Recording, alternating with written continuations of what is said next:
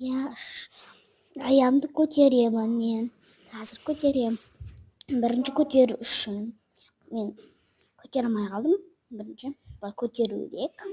Қазір былай істейік. Сразу былай істейік и былай. Алып пісіреді.